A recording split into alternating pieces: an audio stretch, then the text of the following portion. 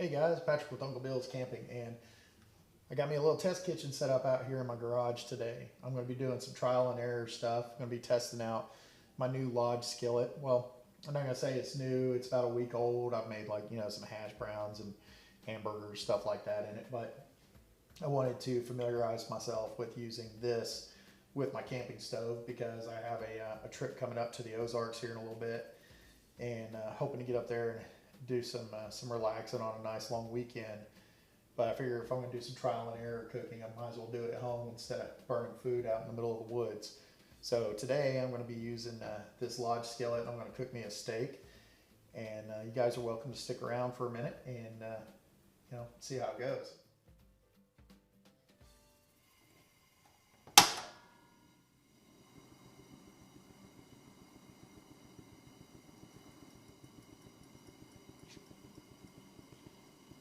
We'll go ahead and fire up the stove here and try and get this pan nice and hot.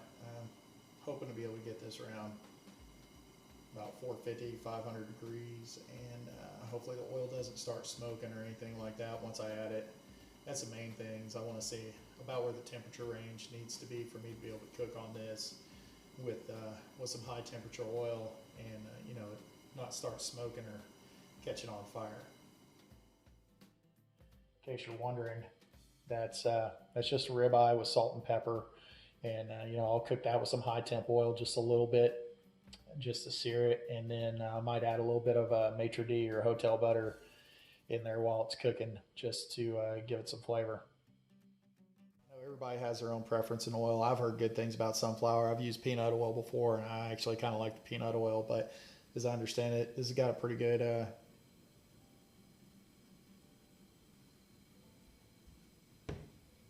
or maybe not.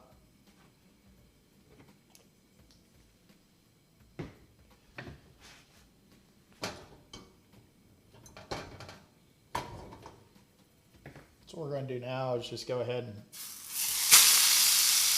add that steak in there. So while this is cooking, we can talk about cast iron for a second, or at least the reason that I'm starting to switch over to it.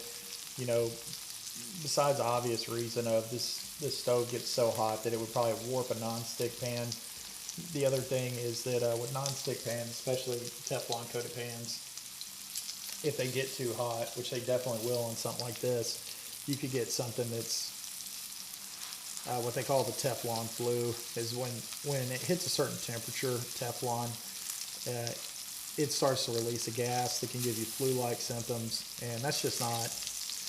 It's not something I want to have to deal with. I mean, I was always kind of aware of it, for the past few years, but I'm just taking it into a little bit more consideration now that I've gotten older, that it's just not something I want to deal with.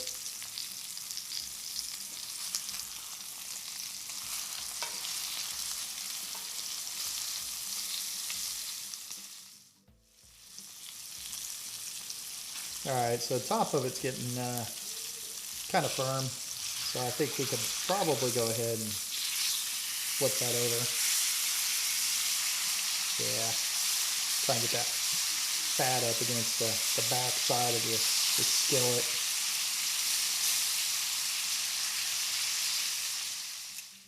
This is just my preference, but I like to I know some people talk about butter and garlic. I like to use this hotel butter, or maitre d' butter, and let that stuff get over on top of the steak. This works a little bit better for me on the grill because it'll just burn right off, but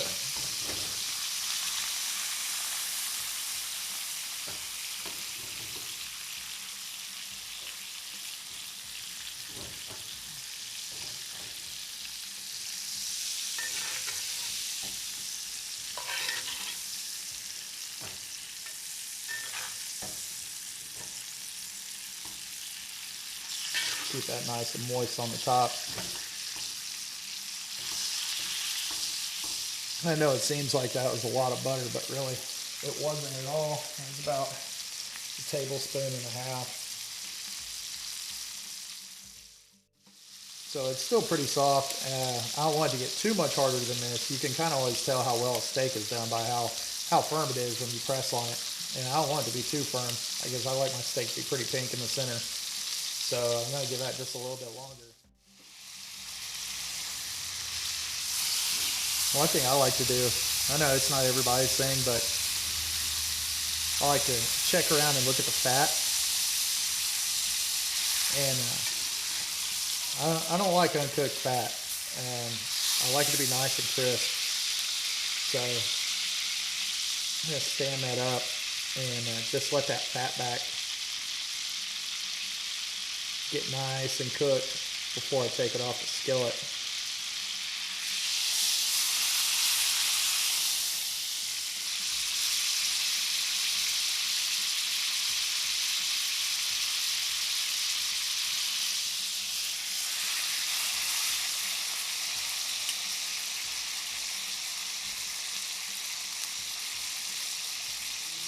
All right, we'll cut this off and go ahead and grab this steak.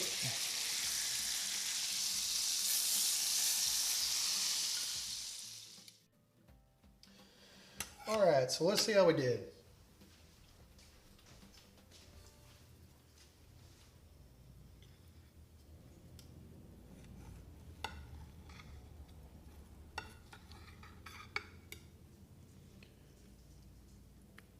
A little more well done than I wanted it to be.